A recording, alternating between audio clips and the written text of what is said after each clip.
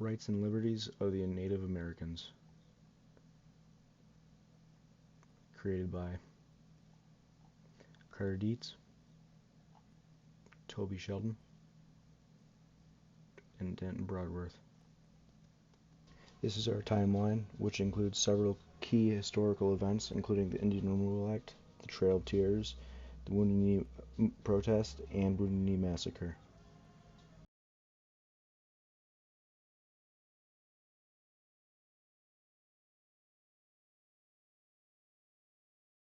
Andrew Jackson signed the Indian Removal Act on May 28th of 1830. The act allowed the federal government to quote-unquote negotiate with the native tribes for their land and to move the natives. This resulted in the United States taking about 25 million acres of land.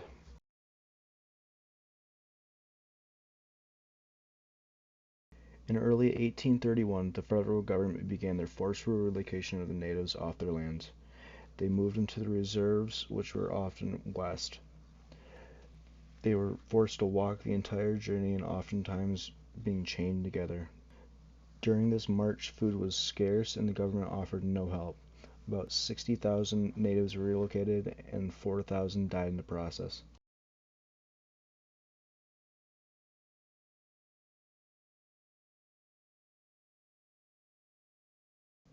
In 1887, President Grover Cleveland signed the Dawes Act into law. This act allowed the federal government to continue breaking up native land. They did this by dividing up native land and making it into individual plots. And any native who accepted this act would be given citizenship and their own little plot of land. This led to the government taking just under 100 million acres of native land and selling it to non-natives.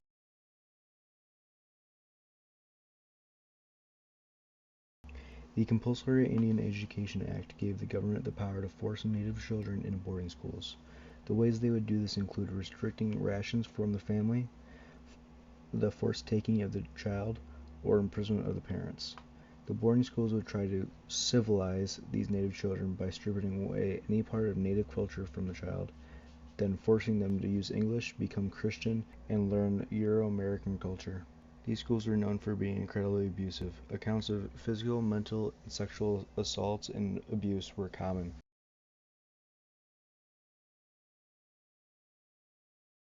The Wounded Knee Massacre took place on December 29, 1890 in South Dakota. U.S. Army forces were deployed there to try to disarm natives as well as stop a religious practice known as the ghost dance. After a random shot was fired, hell broke loose and the army opened fire on the natives with their rifles and cannons. After the dust settled, 150 to 300 Lakota men and women and children lay dead, many of them unarmed. This event would mark the end of the native resistance in the plains.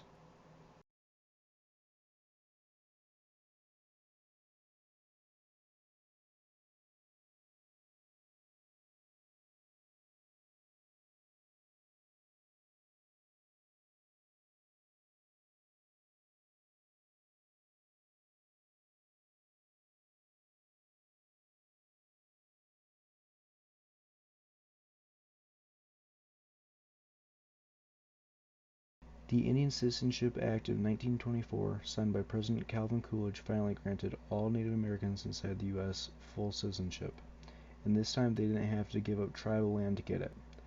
This act was partially enacted due to thousands of natives who served in World War I.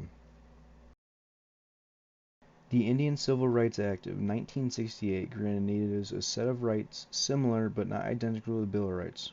Due to this similarity, the act is commonly called the Indian Bill of Rights. The American Indian Religious Freedom Act of 1978 protected the natives' rights to exercise their religious traditions. The act guaranteed access to holy sites and protected the possession of ritual objects. The act also made all previous laws that prohibited native ceremonies now null.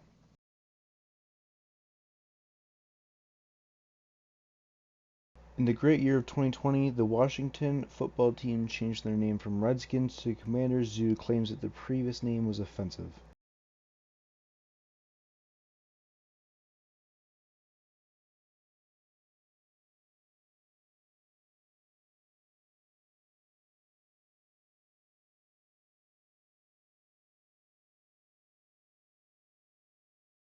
Deborah Haaland is a Democrat congresswoman who served as the 54th U.S. Secretary of Interior on the presidential cabinet.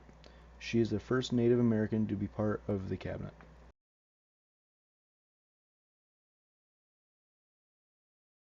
At the beginning of the 2022 season, the owners of the Cleveland Pro Baseball team changed the name from Indians to Guardians. This name change was an attempt to unite the city as well as stop longtime criticism over their old mascot, Chief Woohoo.